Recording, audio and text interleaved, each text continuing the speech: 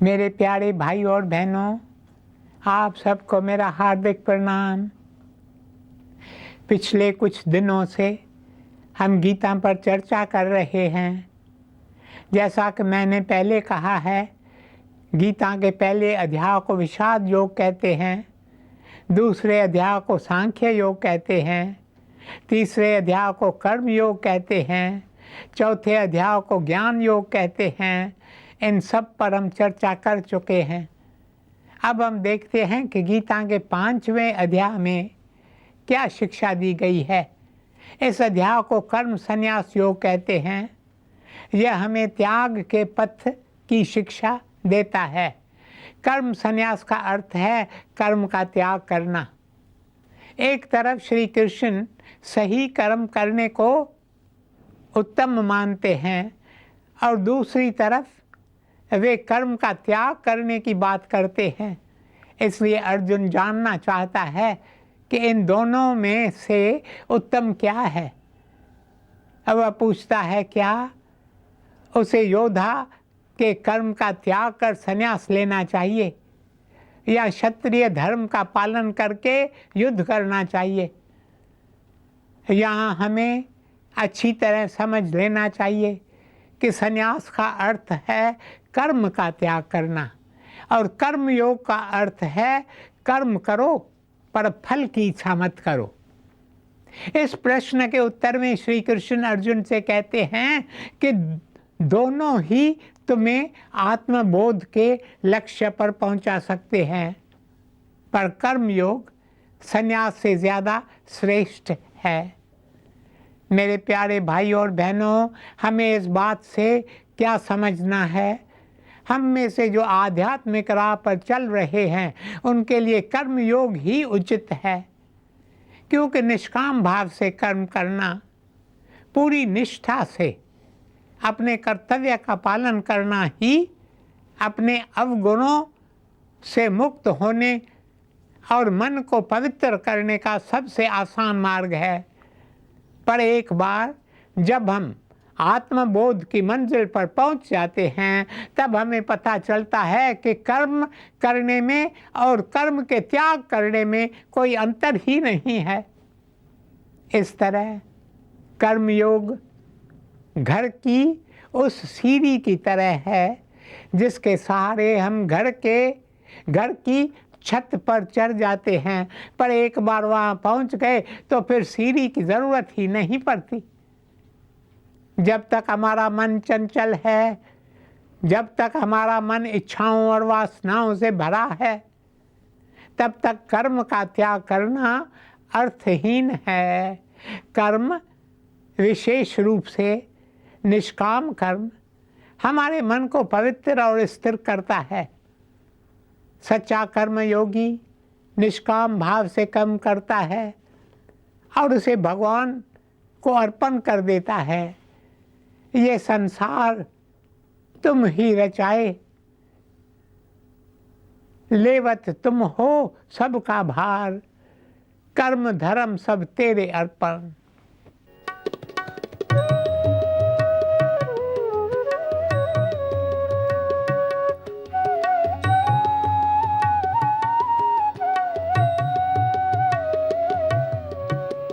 ये संसार है तुम ही रचाए, लेवत तुम हो सबका भार। ये संसार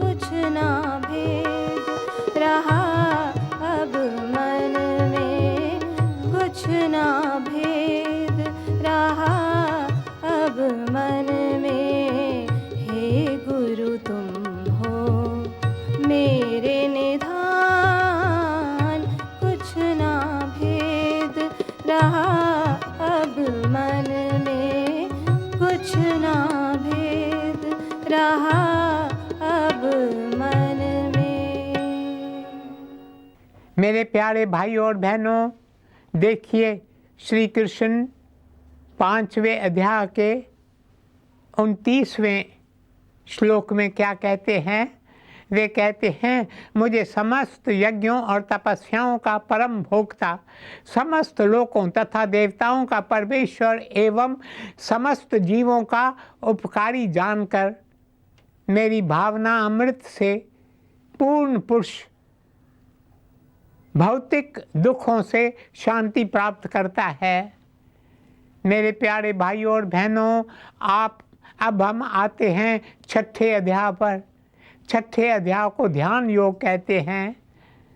अभी तक हमने सीखा कि हमें कर्म का त्याग नहीं करना है, हमें त्याग करना है कर्म के फल का।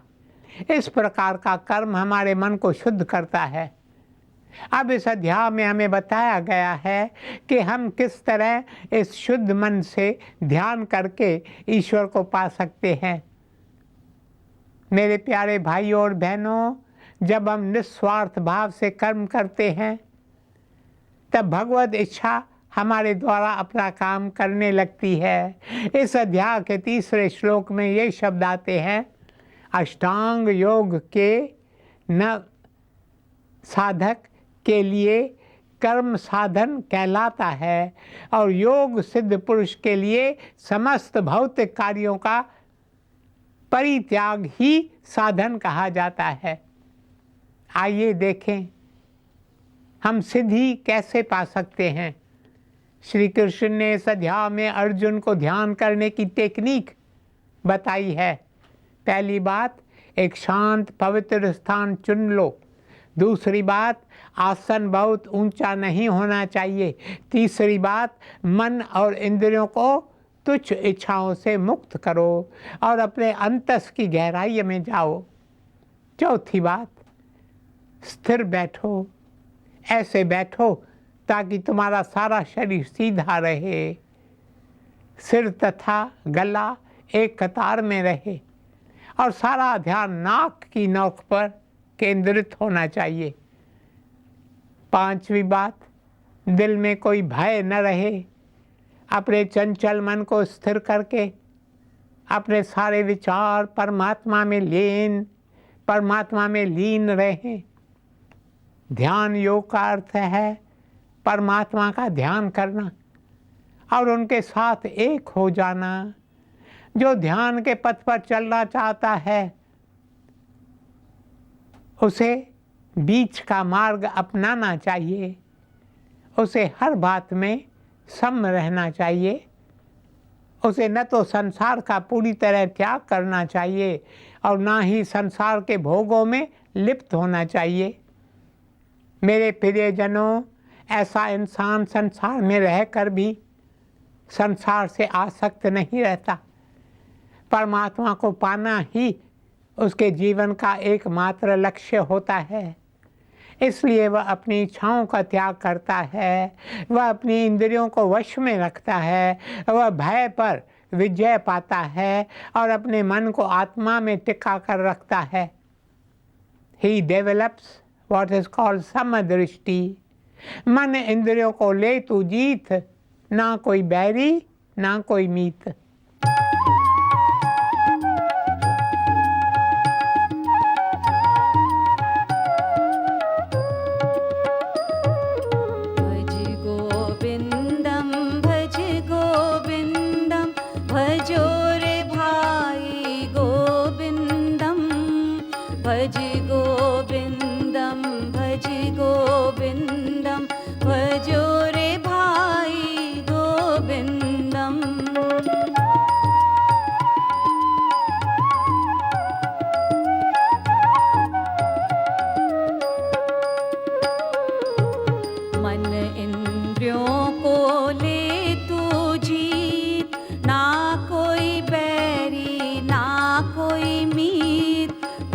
चरणन की शरण तू आप गवा कर प्रीतम पा।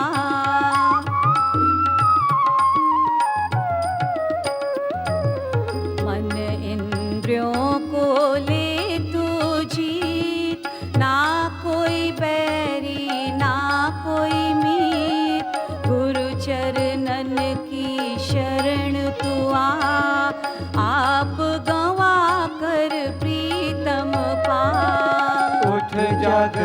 जली अखियाँ खोल, सब है पानी गोविंद बोल।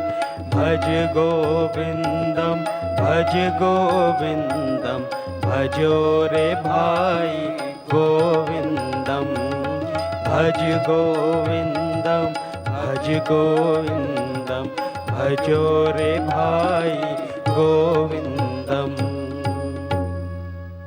मेरे प्यारे भाइयों और बहनों, उसे भान है जो आत्मा उसके भीतर विद्यमान है, वही आत्मा सब प्राणियों में, सभी जीवों में विद्यमान है। उसे बोध होता है कि दूसरों के दुख से वह अपना सुख कभी नहीं खरीद सकता। मेरे प्यारे भाइयों और बहनों, अर्जुन देखता है कि मन बहुत चंचल और शक्तिशाली है, उसे वश में रखना बहुत कठिन है। इसलिए वह श्री कृष्ण से कहता है, ऐसे में मनुष्य भला कैसे सम रह सकता है। इस प्रश्न के उत्तर में श्री कृष्ण से दो बातें कहते हैं। पहली बात अभ्यास और दूसरी बात वैराग्य। इस छठे अध्याय के 36वें श्लोक में श्री कृष्ण कहते हैं, जिसका मन चंचल है उसके लिए आत्म साक्षात्कार कठिन कार्य होता है, किंतु जिसका मन स्थिर है और जो समुचित उपाय करता है उसकी सफलता निश्चित है, ऐसा मेरा मत है। मेरे प्यारे भाइयों और बहनों, पर उस इंसान का क्या जो बहुत कोशिश करता है पर सफल नहीं होता। इसके लिए भगवान हमें आश्वासन देते हैं कि जो जिज्ञासु पूरी लगन से आत्म साक्षात्कार के लिए साधना करता है उसकी साधना निष्फल नहीं जाती। इसलिए हमें निराश कभी नहीं होना चाहिए। भगवान तो दयालु हैं, कृपालु हैं, वे हमारी मेहनत और लगन को कभी भी निष्फल नहीं होने देंगे। हम धीरे धीरे ऊपर उठेंगे और आत्मबोध की ओर बढ़ते रहेंगे। मेरे प्यारे भाइयों और बहनों, गीता हर साधक के लिए आशा की किरण दिखाती है। गीता हर साधक को यह आश्वासन देती है कि चाहे वह सैकड़ों बार भी गिरे तो भी वह ऊंचा उठ सकता है। उसकी असफलता तो बस थोड़े समय के लिए होती है। जो तपस्वी होता है वह अपने शरीर को कितना कष्ट देता है। जो ज्ञानी होता है, विद्वान होता है, वह शास्त्रों तथा वेदों का कितना अध्ययन करता है। जो कर्मयोगी होता है वह कितनी मेहनत करता है, पर उन सब से महान होता है सच्चा योगी। और गीता के अनुसार सच्चा योगी वह है जो अपना सब कुछ, अपना प्रेम, अपनी भक्ति प्रभु को अर्पण करता है और पूरी श्रद्धा और आस्था से उनको पूजता है। छठे अध्याय के 47 श्लोक में ये शब्द आते हैं, समस्त योगियों में से जो योगी अत्यंत श्रद्धा पूर्वक मुझसे आसक्त है, अपने अंतःकरण में मेरे विषय में सोचता है और मेरी दिव्य प्रेमा भक्ति करता है, वह योग में मुझसे परम अंत रंग रूप में युक्त रहता है और सब में उत्तम है। यही मेरा मत है। मेरे प्यारे भाइयों और बहनों, अब हम आते हैं गीता के 7वें अध्याय पर। इस अध्याय को ज्ञान विज्ञान योग कहते हैं। इस अध्याय में भगवान श्री कृष्ण की प्रकृति का विशद वर्णन किया गया है। श्री कृष्ण समस्त ऐश्वर्य से पूर्ण हैं। The Lord gives us an explanation of his manifested state. अगर संक्षिप्त में कहें तो यह सब जो हम देखते हैं, it is nothing but the manifestation of the Lord himself. भगवान स्वयं इस सृष्टि का कर्ता और कारण है। पृथ्वी, जल, अग्नि, वायु, आकाश, मन, बुद्धि और अहंकार, ये सब कुल मिलाकर उसकी प्रकृति के 8 अंग हैं। वे स्वयं ही वह जीवन शक्ति हैं जो इस सृष्टि को चला रही है। इसलिए इस अध्याय के 7वें श्लोक में वे कहते हैं, हे धनंजय, मुझसे श्रेष्ठ कोई सत्य नहीं है। जिस प्रकार मोती धागे में गूंथे रहते हैं, उसी प्रकार सब कुछ मुझ पर ही निर्भर है। मेरे प्यारे भाइयों और बहनों, भगवान इस सारी सृष्टि में व्यापक है, फिर भी वे इस सृष्टि से परे हैं। वे जल की ताजगी हैं, वे चांद और सूरज का प्रकाश है, वे वेदों का शब्द है, वे पृथ्वी की खुशबू है, वे सभी जीवों का जीवन है, वे ज्ञानी का ज्ञान है और सारी सुंदरता का सौंदर्य है। Alas, the world deluded by the 3 gunas fails to see his divine manifestation in all that is। अर्थात अफसोस की बात तो यह है कि संसार 3 गुणों के प्रभाव में आकर इस सृष्टि में व्यापक उस दिव्य शक्ति को नहीं देख पाता। मेरे प्यारे भाइयों और बहनों, इस अध्याय में हमें 4 भक्तों के बारे में बताया गया है जो भगवान को अलग अलग कारणों के लिए पूजते हैं। एक जो दुखी हैं और दुख से छुटकारा पाने के लिए भगवान की पूजा करते हैं। दूसरे हैं जिज्ञासु, जो सत्य की खोज में हैं। तीसरे हैं जो जीवन में सफल होना चाहते हैं। और चौथे हैं ज्ञानी, जो केवल प्रभु को पाना चाहते हैं। ये ज्ञानी भक्त हैं जो भगवान को प्रिय होते हैं। इसलिए श्री कृष्ण इस अध्याय के 30वें श्लोक में कहते हैं, जो मुझ परमेश्वर को मेरी पूर्ण चेतना में रहकर मुझे जगत का, देवताओं का तथा समस्त यज्ञ विधियों का आत्म रूप जानते हैं, वे अपने मृत्यु के समय भी मुझ भगवान को जानकर और समझ सकते हैं। अब देखते हैं 8वें अध्याय में क्या कहा गया है। 8वें अध्याय को अक्षर ब्रह्मन योग कहते हैं। ये हमें भगवत प्राप्ति के राह बताता है। अर्जुन श्री कृष्ण से विनती करता है कि वे उसे ऐसी कोई योग साधना बताएं जिसे वह मृत्यु के समय करे और परमात्मा को पाले। इसका उत्तर श्री कृष्ण इस अध्याय के 5वें श्लोक द्वारा देते हैं। जीवन के अंत में जो केवल मेरा स्मरण करते हुए शरीर का त्याग करता है, वह तुरंत मेरे स्वभाव को प्राप्त करता है। इसमें रंच मात्र भी संदेह नहीं है। मेरे प्यारे भाइयों और बहनों, यदि हम सारा समय भगवान को याद करते हुए अपना कर्म करें तो हम निश्चित रूप से भगवान को पा सकते हैं। श्री कृष्ण इस अध्याय के 14वें श्लोक में कहते हैं, हे अर्जुन, जो अनन्य भाव से निरंतर मेरा स्मरण करता है उसके लिए मैं सुलभ हूँ, क्योंकि वह मेरी भक्ति में प्रवृत्त रहता है। This is the secret of yoga, to remember God constantly. मेरे प्यारे भाइयों और बहनों, युगों युगों से यह सृष्टि उत्पन्न होती रही है और प्रलय में जाती रही है। यह चक्कर तो घूमता रहता है। इस जन्म मरण और पुनर्जन्म का तब तक अंत नहीं होता जब तक कि हम अनंत को नहीं पा लेते।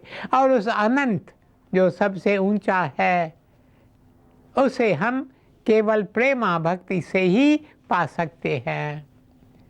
इस अध्याय के 28वें श्लोक में कहा गया है, जो व्यक्ति भक्ति मार्ग स्वीकार करता है वह वेद अध्ययन, तपस्या, दान तथा सकाम कर्म करने से प्राप्त होने वाले फलों से वंचित नहीं होता।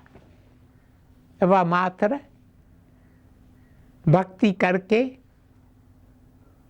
इन समस्त फलों को प्राप्त करता है और अंत में परम नित्य धाम को प्राप्त होता है। मेरे प्यारे भाइयों और बहनों, आज बस यहीं तक, शेष कल। ओम शांति शांति शांति।